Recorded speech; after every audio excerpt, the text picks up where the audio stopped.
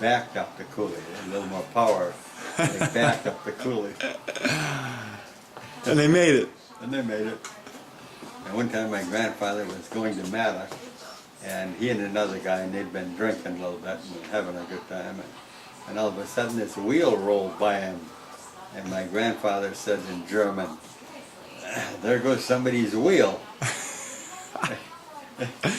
and said he probably didn't know he lost it. Well, it happened to be his wheel.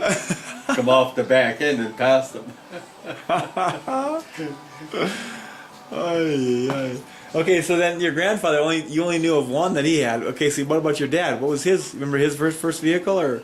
My dad, I don't remember his first vehicle. I remember him having. I remember him talking about a Whippet, which was.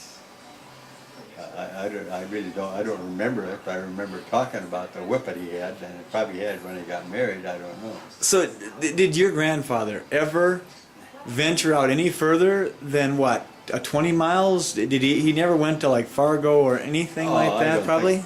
Well, yeah, he must have, because when my dad went to school in Fargo, he would. Oh, he took him there, probably. Yeah. He might have rode the train too. I guess I don't know. That's how they got there, probably, is on train. Yeah, probably. Because they didn't have very good roads then. Yeah. That would have been in about 1920s. So going to Fargo, your dad, that was a big trip. It was probably a gravel road all the way. If it was a. Take a full day, probably. Yeah. Oh yeah, I'm sure. Yeah. You'd have to pack a lunch and everything. Yeah. No cafes between here and there.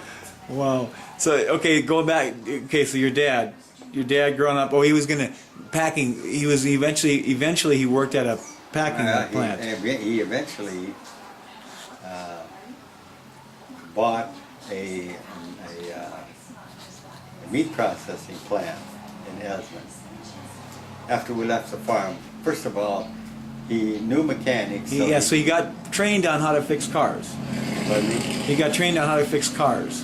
Yeah. On working on cars. And then so he went to work for a dealership in Esmond, and probably worked there about a year or so, and did mechanic work.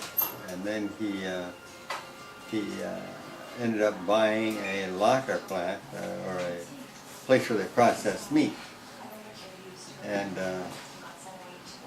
I used to help him there, some smoked meat and stuff. Yeah. Smoked bacon and hams and that sort of thing. So he owned this. What did he call it? Pardon me? What was it called?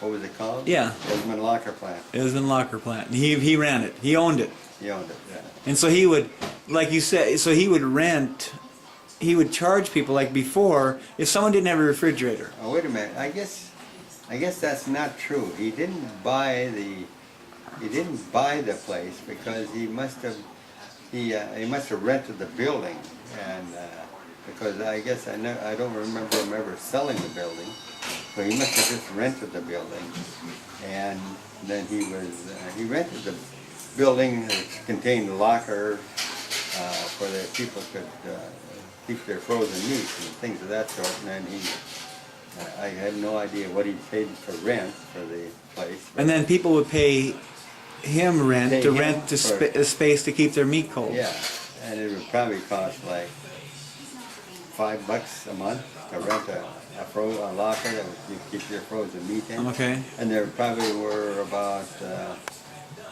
probably 100 lockers to rent. I don't remember exactly.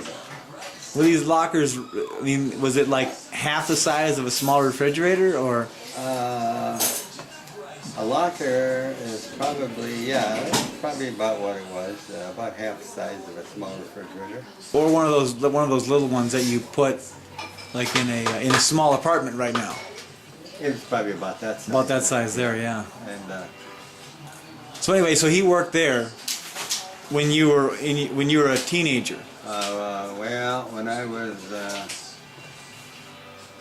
about, I guess I already went to work on the railroad.